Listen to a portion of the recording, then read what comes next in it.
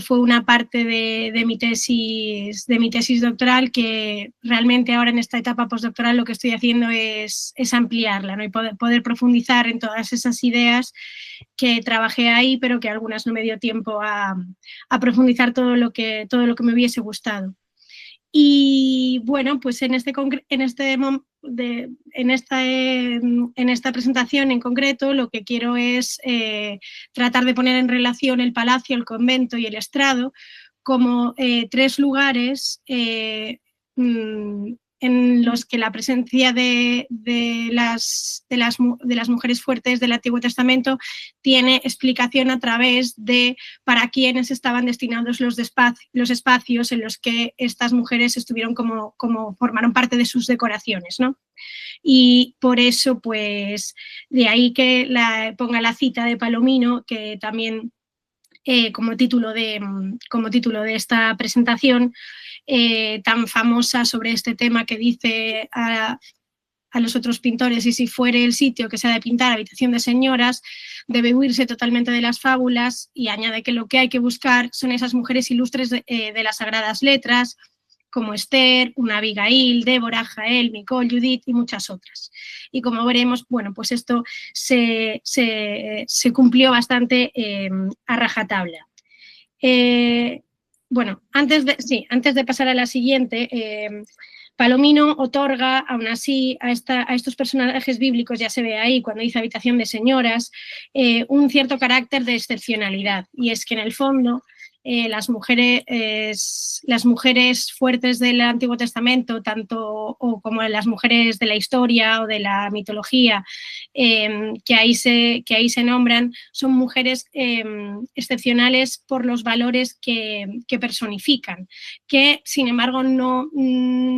se adjudicaban por norma al común de las mujeres en España ni en muchos otros lugares en esta época, como la entrega, el sacrificio, la inteligencia o el coraje, haciendo de ellas eso, unos modelos de mujeres virtuosas, pero con un grado de excepcionalidad, porque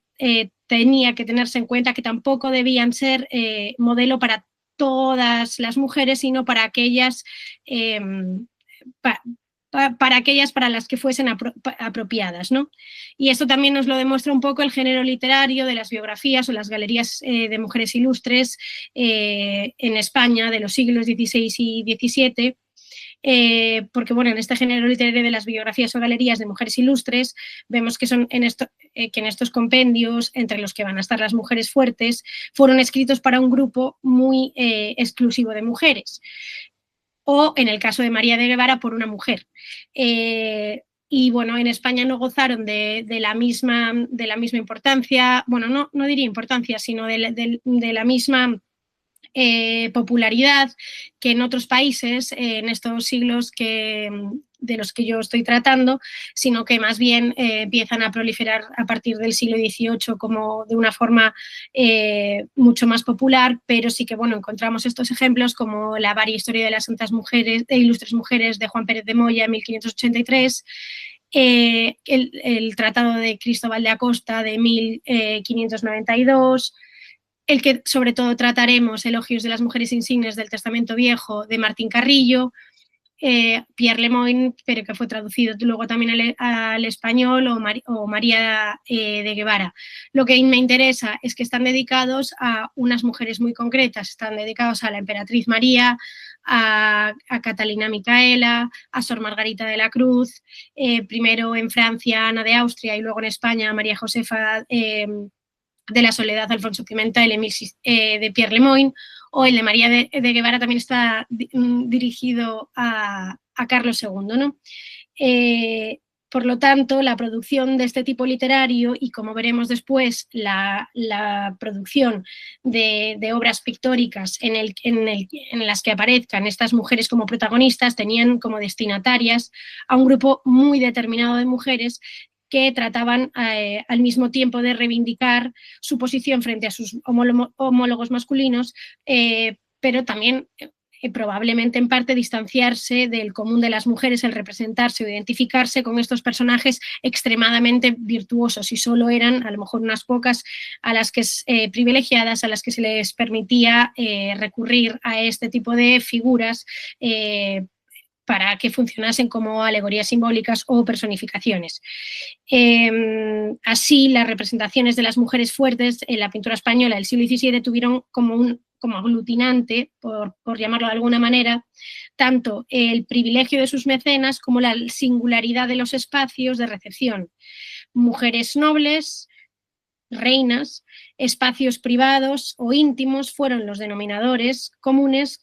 para estos repertorios iconográficos. Los que vamos a ver ahora, que he titulado, bueno, en 3 apartados. El primero titulado Pintando la fortaleza de una reina en el palacio sería el espacio, y veremos los frescos de la antecámara de la reina del Palacio del Pardo, y luego seguiremos con los retratos de la reina Mariana de Austria en el Alcázar, para pasar al convento y analizar la capilla de la Virgen de Guadalupe de las Descalzas Reales, y nombrar también la capilla de Nuestra Señora del Buen Consejo de la Colegiata de San Isidro, para terminar por último con la intimidad del espacio, bueno, casi se puede decir que femenino por excelencia de esta época, que es la casa, y dentro de la misma un espacio femenino dentro de otro espacio femenino, que sería la sala del estrado. Y en concreto, pues en este caso veremos ejemplos de pinturas de Pedro Camacho Felices de Alisen en el Palacio Guevara de Lorca, en Murcia. Entonces, bueno, comenzando con el palacio, pues aquí tenemos el retrato de la reina Margarita de Austria, de 1606, de Pantoja de la Cruz. Y bueno, pues claro, el retrato y las alegorías de poder fueron unas herramientas empleadas como medios de propaganda y difusión de prestigio, y también para las reinas o las mujeres de la nobleza y poderosas. Pero, sin embargo, para ellas la aventura iconográfica a la hora de buscar símbolos o modelos resultó más complicada que para los hombres. Símbolos que les permitiesen, sobre todo, poder probar, demostrar o sentirse ellas identificadas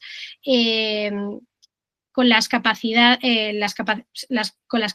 que estos personajes representaban, teniendo que rastrear estas simbologías de poder,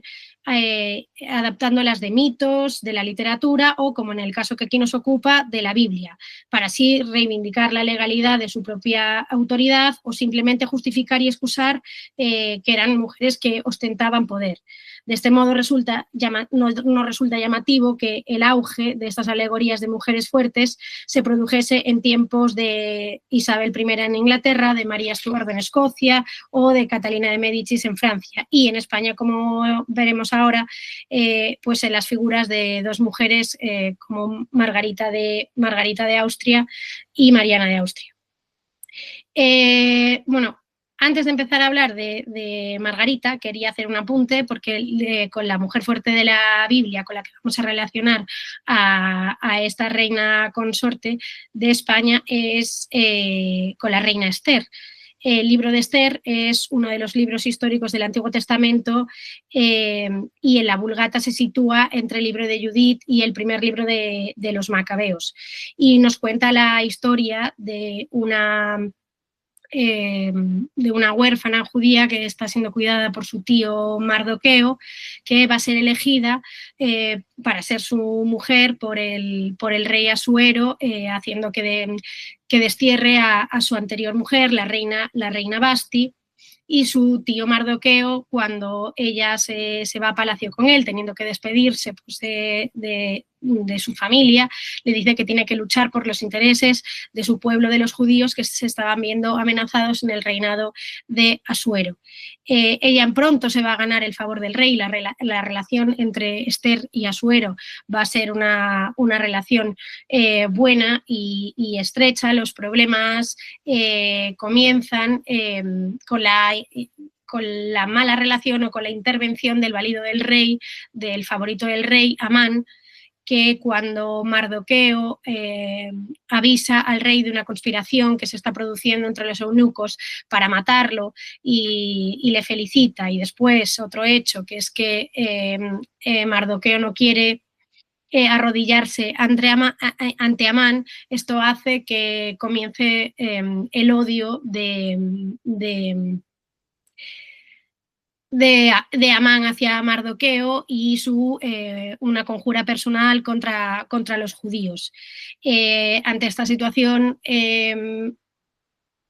Esther interviene ante el rey y además le tiene que confesar su procedencia, o sea, que ella es judía. En esa escena del desmayo de Esther, sin que pase nada más allá, Asuero le dice que lo tiene que pensar, y en la siguiente aparición del rey es cuando Amán está intentando aprovecharse de la reina en sus aposentos, lo que hace que el válido Amán acabe siendo desterrado y condenado a muerte. ¿No? Es como la victoria de los judíos. Y al final es la historia de Esther. Se han visto muchas reinas reflejadas en la historia de Esther. Hay muchas que han utilizado la historia de la coronación de Esther como alegorías de sus propias coronaciones, o simplemente ha sido de su gusto para decorar algunos palacios, como, no sé, un ejemplo anterior al que vamos a mencionar ahora. Es el que hace Giovanni Estrada para el Palazzo Vecchio en Florencia, por ejemplo, pero lo que va a llamar la atención es que aquí todos los personajes implicados parece que van a tener una correlación en la historia real, ¿no? Porque la reina Margarita nace en Graz, y el día de Navidad en 1584, y se va a casar con Felipe III por orden de su padre, que le había estado intentando buscar esposa, Felipe II, y va a venirse a España únicamente acompañada por su confesor, Ricardo Haller, y por su madre, la archiduquesa María de Baviera, perdón que no sale. Y ya desde prácticamente el principio, ¿no? Se va a establecer una oposición entre la reina, que contaba con el amor y el favor de Felipe III, y el válido de este, o el consejero de este, Francisco de Rojas y Sandoval, marqués de Denia y duque de Lerma, que va a estar en contra de la influencia que tiene la reina sobre el rey. La reina, aparte de su confesor, que va a ser su principal apoyo durante toda su estancia en España, Ricardo Haller, de la Compañía de Jesús, va también a encontrar apoyo en las descalzas reales, en la emperatriz María y en Sor Margarita de la Cruz. Pero Lerma también se encargará de intentar separarla de las descalzas, trasladando la corte a Valladolid. Al final el problema aún se hace todavía más grande con la influencia que quiere el general de la compañía, Claudio Acquaviva, que Ricardo Haller tenga sobre la reina para favorecer los intereses de Roma en España y poder llevar a cabo las reformas en la compañía que quiere, y la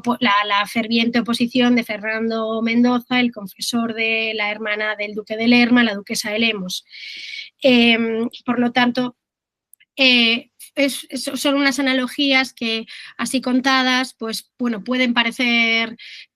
podemos pensar que fueron solo, que parecen obvias para nosotras ahora, mientras las escuchamos, pero sin embargo sabemos que en la época ya eran conscientes. Hay la correspondencia entre Haller y el general de la compañía, Claudio Acquaviva, ya habla de Margarita, de sí mismo y de Felipe III, utilizando estos nombres como para hablar en clave. Pero no solo eso, sino que vamos a tener también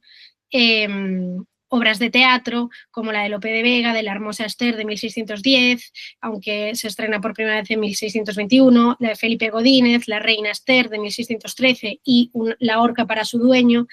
o Cervantes, La gran sultana, que todas versan sobre este mismo tipo de estos conflictos, ¿no? En los que resulta un poco inevitable no establecer estos paralelismos. Y esto también se va a explicar en los frescos de la antecámara de la reina del Palacio Real del Pardo, porque como decía antes, no es inusual, al contrario, la reina Esther, yo creo que no he hecho nunca el cálculo, pero es una de las más representadas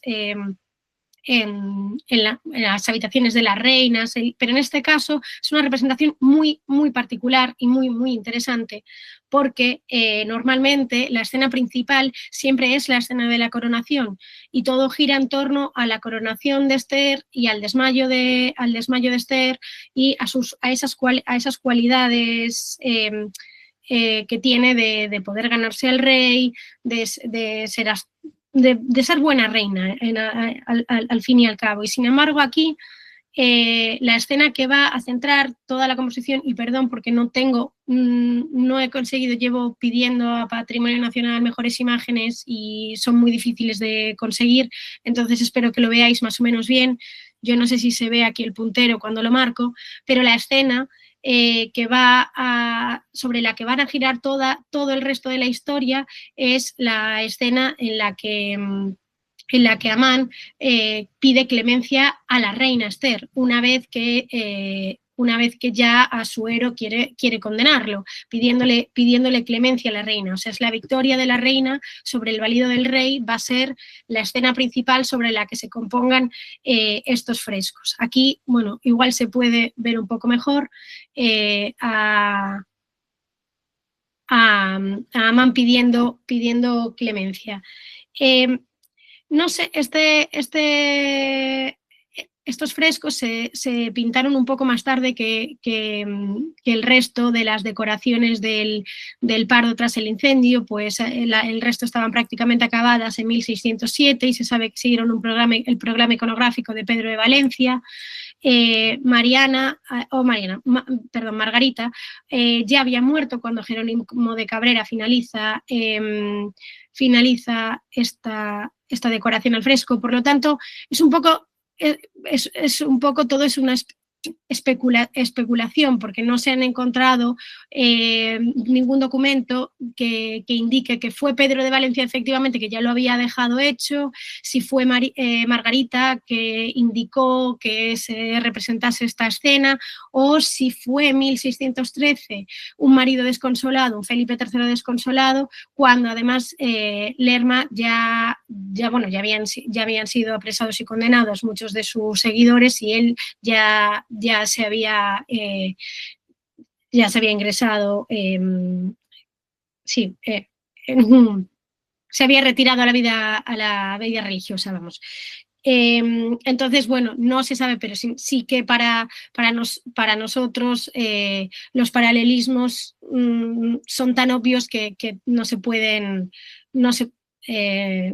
rechazar ni negar, ¿no? Y lo mismo un poco sucede con el siguiente paralelismo que vamos a establecer en Palacio también, que es el de la reina Mariana de Austria con Judith. Bueno, Mariana de Austria, así, para no contar cosas que yo creo que ya, además, muchas ya se han dicho a lo largo de todo el día de hoy, se casa con Felipe IV, con su tío, en 1649, pero tiene la excepcionalidad de que en 1665 se convierte en regente cuando Carlos II tenía solo 4 años. Y así muda de manera decisiva su condición jurídico-política de reina consorte a reina regente y gobernadora. Ella va a asumir su papel con una buena disposición y entrega y asesorada por la Junta de Gobierno, tal y como se había expresado en la testamentaría y en los deseos de su esposo Felipe IV, pero bueno, tendrá la oposición de Juan José de Austria bueno, de algún modo se impondrá en 1667 durante 2 años y mandará a la reina al exilio. Toda esta situación y esta dificultad para poder reinar y legitimar, sobre todo, el futuro reinado de su hijo, va a hacer que la reina trate de construir una nueva imagen oficial y así puso al servicio todo el aparato visual de la retórica de poder, utilizando el retrato con fines propagandísticos muy claros. Los primeros retratos de la reina que tenemos en esta nueva imagen son los de Juan Bautista Martínez del Mazo, que hará una serie de retratos que tienen como prototipo, ¿no? O parten del prototipo de la National Gallery de Londres, y luego están los de Herrera Barnuevo y su círculo. En estos retratos ya se sitúa a Mariana de Austria en el Salón de los Espejos, pero va a ser en los realizados, en las diversas versiones realizadas por Carreño de Miranda,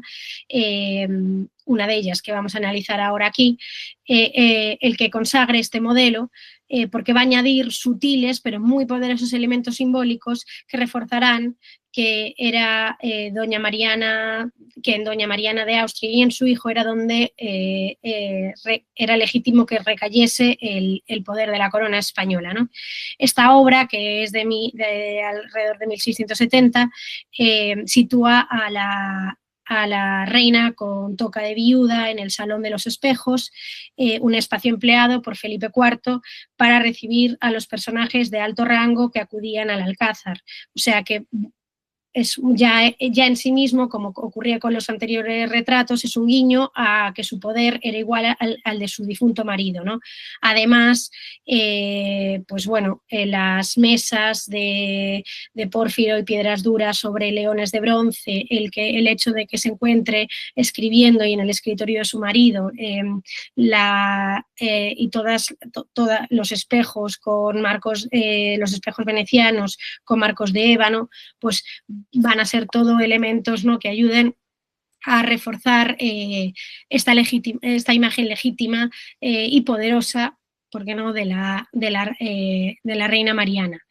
Aquí pues no se va a ver muy bien, pero lo que estoy marcando sobre todo, que es lo que a mí me interesa destacar, es este cuadro que está aquí. Este cuadro que está aquí no es otro que el lienzo de Domenico Tintoretto de Giudicio y Holofernes, entre 1560 y 1600, de Domenico Tintoretto. Un lienzo que no está situado ahí por ningún tipo de casualidad, porque en ninguna de las versiones de este retrato en las que aparece el lienzo, este se encuentra invertido, sino que lo vemos tal y como lo veríamos si hoy estuviese expuesto en el Museo del Prado y nos acercásemos a verlo, para que el mensaje y la equiparación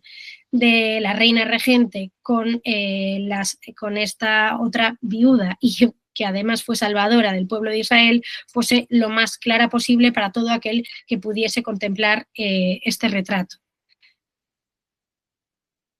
Uy. Vale, entonces, bueno, es una imagen de poder, así como por intentar resumir un poco. Se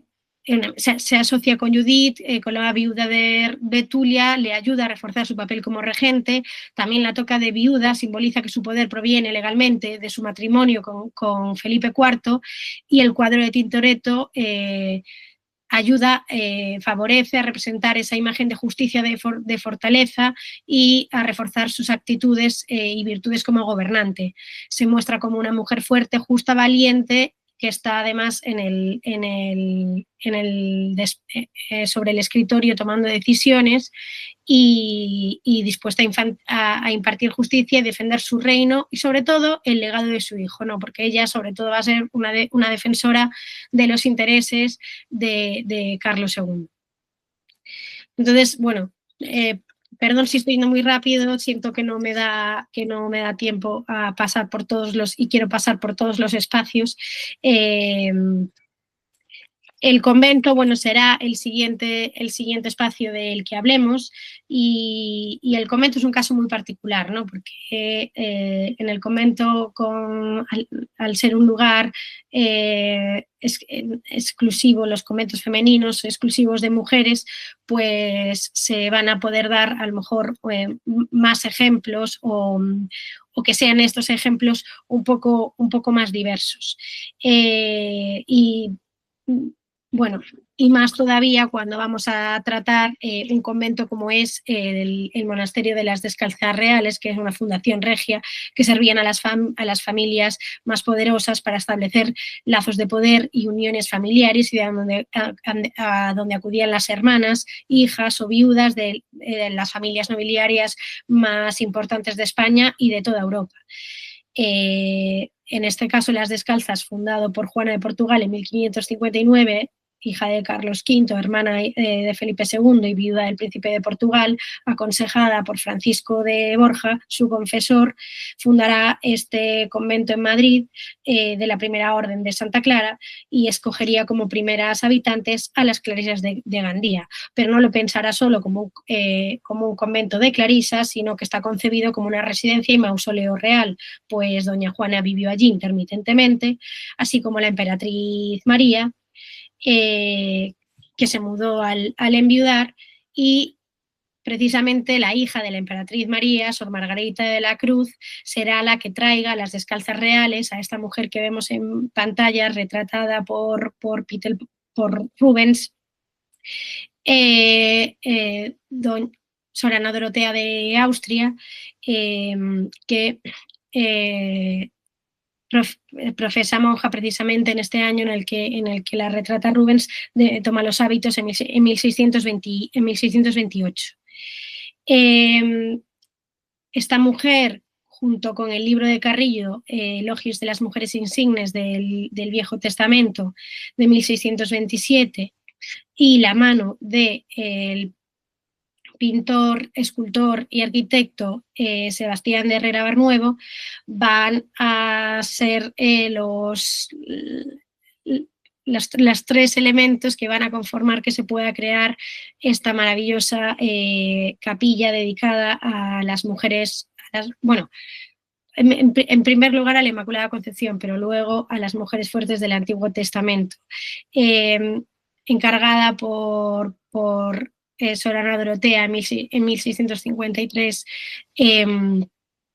a Sebastián de Herrera Barnuevo, donde ella deja clara que es hija de Rodolfo II y por lo tanto que pertenece a la Casa de Austria, tiene como principal función exaltar el dogma de la Inmaculada Concepción y a la Casa de Austria. Pero, en mi opinión, también tiene un interesante trabajo pedagógico detrás. A ella, su tía, Sor Margarita de la Cruz, la educó. No solo la trajo, sino que la educó y funcionó como su madre adoptiva. Y entre los libros con los que le enseñaba estaba este libro de los elogios de las mujeres insignes de Martín Carrillo, que además no fue escrito por Martín Carrillo porque sí, sino que fue un encargo de la propia Sor Margarita de la Cruz como un favor a cambio de buscarle trabajo al hermano del clérigo, ¿no? Entonces, bueno, son 73 espejos pintados, están pintados sobre espejo, con la imagen de la Virgen, un altar de bronce y una bellísima arquitectura ornamental con el maravilloso celaje, que no tengo ninguna foto que se ve, pero tiene un celaje maravilloso que cierra la puerta, que cierra la capilla, sobre el que se dispone una inscripción, que es la que aparece aquí, bueno, lo que aparece aquí escrito en latín, y dos águilas como emblemas de la Casa de Austria. De esos 73 espejos, 21 representan a las mujeres fuertes del Antiguo Testamento, y un número 22 sería el espejo de la Inmaculada Concepción, que corona el altar, el frontal de altar de bronce en la parte de abajo de la capilla, de mayores tamaños y que tiene forma octogonal, y luego el resto se trata de 52 pequeños espejos de menor tamaño que representan alegorías de la vida de la Virgen. Aquí, por ejemplo, pues pongo el espejo de Judith. Es interesante que todas las mujeres fuertes del Antiguo Testamento se encuentran realizando parejas, y aún a día de hoy, pues bueno, se sigue habiendo diferentes lecturas. Yo pues propongo una, pero seguramente puede haber más, porque parece que funcionan como pares. Algunas hacen pares los espejos de los lados externos entre sí y los internos, y otras veces el de arriba con el de abajo, dependiendo, y en algunos casos la pareja es clara iconográficamente, y en otras es más el sentido o el significado del mensaje que se está queriendo transmitir. Esta capilla, bueno, para mi gusto, de una belleza enorme, es muy pequeña y está situada en uno de los lados del claustro del convento, y si está cerrada por esa gran celosía, poco se puede apreciar de su interior, pero de estar abierta produce un efecto precisamente por su materialidad, por el espejo, de que todas las imágenes se reflejan unas entre sí, se reflejan todas las mujeres fuertes entre sí, pero sobre todo tú en el caso de quien la está contemplando, también te reflejas en la capilla, y bueno, podrías pensar que tú también no eres una mujer insigne del Viejo Testamento. Y bueno, al final es una capilla que representa el apoyo de los Habsburgo al dogma de la Inmaculada Concepción, porque así lo indican todos esos elementos, ¿no? Ya no solo la inscripción, sino las águilas de la Casa de Austria. También resalta la maternidad espiritual, pues Sor Margarita de la Cruz educó a Sor Ana Dorotea como su hija sin haberla concebido, y una idea recurrente en el espacio conventual de la maternidad sin concepción dentro de las comunidades religiosas. Y se seleccionan mujeres valientes, pero también otras que, más que valientes, son inteligentes, son abnegadas, bendecidas por Dios, y puede reforzar el papel de las monjas como figuras políticas y espirituales, porque ellas podían verse reflejadas en esas pinturas como modelos de coraje, de astucia y de fe, y que sea, ya que las monjas que residían en las descalzas, como decíamos, no se trata bueno, que eran de las familias nobiliarias más importantes de España, y sabemos que intervenían en asuntos políticos importantes, a través de las relaciones que se establecían dentro de los muros del monasterio. Y bueno, en mi opinión, no deja de ser también, por parte de Sor Ana Dorotea, un tributo a otras mujeres de su familia que habían estado ahí, pero sobre todo a su tía Sor Margarita de la Cruz. Y bueno, por último, la intimidad del hogar, ¿no? Que quizá vamos a eso, al espacio femenino por excelencia del siglo XVII, que es la casa, y dentro de la misma a un espacio todavía más femenino, porque fue un espacio creado con el fin de entretener a las mujeres, y sobre todo de apartarlas del ocio, porque el ocio podía llevar a la mujer a los peores pensamientos, y actitudes, ¿no? Entonces, bueno, Covarrubias lo define como el lugar donde las señoras se sientan sobre cojines y reciben visitas, y el diccionario de autoridades como sala con alfombra y mobiliario exclusivo para mujeres. Nace en la Edad Media, influido por la cultura islámica cordobesa, y al principio tiene una función tanto masculina como femenina, pero a partir del siglo XV se convierte en un espacio exclusivamente femenino, y así será como se transmita durante los siglos XVI y XVII a América, ¿no? Que también lo utilizarán allí. Las mujeres se vestían, o sea, estaban descalzas, sentadas, y a lo que se debían dedicar eran a lo que se denominaban las tareas propias de su sexo, que era sobre todo bordar, leer y orar. Y bueno, esto ya era una cosa que, según muchos tratadistas, era necesario, pero sí, bueno, que esto debía estar regulado, y recibir visitas, sobre todo femeninas, y si podía ser no masculinas. En cuanto especialmente cuánto espacio ocupaba un estrado, pues podía ocupar desde un par de salas a ser un espacio dentro de una sala, y eso dependía un poco pues de la capacidad económica, ¿no?, de la familia, de la casa. En este caso vamos a hablar de un estrado concreto, que es el del Palacio Guevara en Murcia,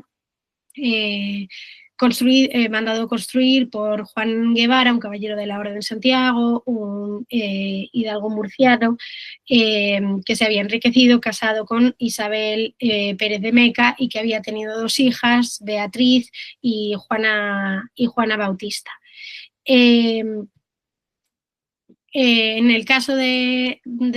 la sala del estrado del Palacio Guevara, sabemos que eran 2 estrados, eran 2 salas conectadas. Había un estrado más público, que se denomina estrado de cumplimiento, y un estrado más privado, que se llama estrado de cariño. Y veremos que esto se refleja en las decoraciones que se eligen tanto para uno como para otro, porque un espacio era prácticamente pues como el espacio del convento, ¿no?, que no tenía acceso, las visitas solo era para la familia, y el otro sí que tenían acceso a estas visitas, y veremos qué intención que se pretendía transmitir con las imágenes que lo decoraban, ¿no?, con los temas escogidos para decorar este estrado de cumplimiento. Bueno, todos estos cuadros que veremos van a estar realizados por Pedro Camacho Felices de Alisen, y gracias a la restauración que se ha hecho de todos los cuadros se puede saber exactamente dónde estaban colocados dentro en la planimetría del Palacio Guevara, y en concreto de estas 2 salas, de estantes. Bueno, al estrado de cumplimiento lo denominan antesala, y al otro estrado propiamente dicho, pero bueno, dentro de las tipologías del estrado es lo que tiene más lógica denominarlos, ¿no? Un estrado de cumplimiento porque era donde recibían a las visitas, mientras que en el otro se limitaban al rezo y a las labores. ¿Y por qué es interesante? Bueno, porque son sobre todo para mí las escenas que van a aparecer en este estrado de cumplimiento, porque van a estar temas como el incesto de las hijas de Lot o el baño de Susana, pero van a estar como, bueno,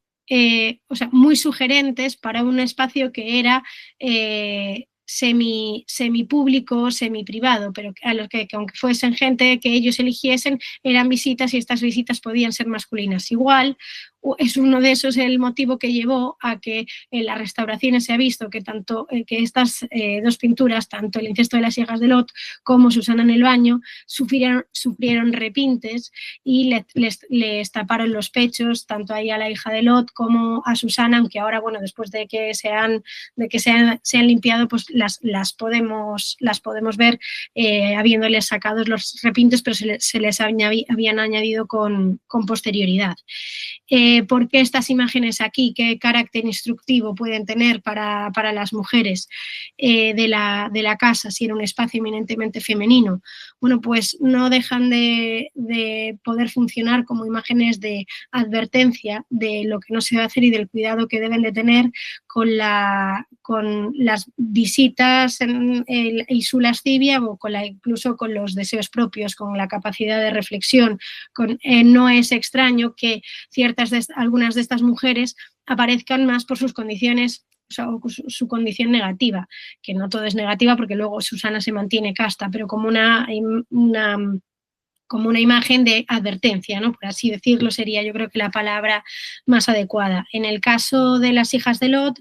es el primer lienzo que aparece, mientras que en la puerta van a estar las representaciones de Santa Clara y de Santa Isabel, y frente a ellas la escala de Jacob y el sueño de San José. Luego, en el otro lado de este estrado de cumplimiento está Susana, la Caridad Romana y la Samaritana, y flanqueándolas las imágenes de la fortaleza y la templanza. Luego, en el estrado de cariño, las imágenes que tendremos, lo que pasa que no he podido encontrar imágenes después de la restauración, y en las de anteriores no se ve absolutamente nada. Estaría una escena enorme de Esther ante Asuero y luego una imagen de la Magdalena penitente. Bueno, aquí resumo un poco lo que he venido diciendo sobre esta sala del estrado, ¿no? En el estrado de cumplimiento es un espacio más público y formal, pero sin embargo se va a decorar con imágenes ambiguas, pero que tienen una intención aleccionadora, advertencias sobre la vanidad, el ocio y la necesidad de preservar el honor. Entonces sí que tienen una función educativa, aunque no sea en las virtudes que a lo mejor pueden resultar más obvias, sino que es en el mantenimiento sobre todo de la honra familiar, que además se va a transmitir por vía patrilineal en esta época. Luego el estrado de cariño es más íntimo y está reservado para las visitas más cercanas y tiene un enfoque más educativo para las propias hijas de Juan de Guevara y devocional. Bueno, y tiene una influencia, o sea, en este estrado se ve muy bien pues esa cita de Palomino con la que iniciamos. Y también, bueno, por otro lado, nos ayuda a entender el reflejo del papel ideal de la mujer dentro del hogar. Uy. Bueno, pues nada, y como conclusión, la decoración de los estrados no solo educaba a las mujeres de la familia, sino que, y esto creo que es más importante, al ser un lugar público-privado, también transmitía a las visitas la imagen de un hogar ejemplar donde el honor y la virtud eran valores fundamentales, y avisaba de que así debía seguir siendo y de que eso se debería seguir manteniendo. Y bueno, yo por mi parte ya está.